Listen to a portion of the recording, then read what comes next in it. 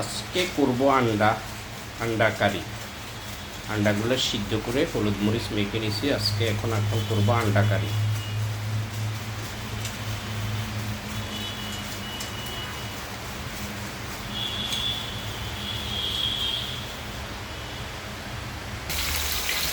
এখন লাল লাল করে আন্ডাগুলো ভেজে নেব।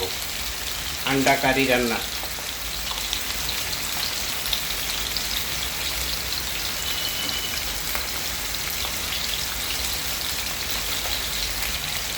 লাল লাল করে ভেজে নিচ্ছি আন্ডাগুলো।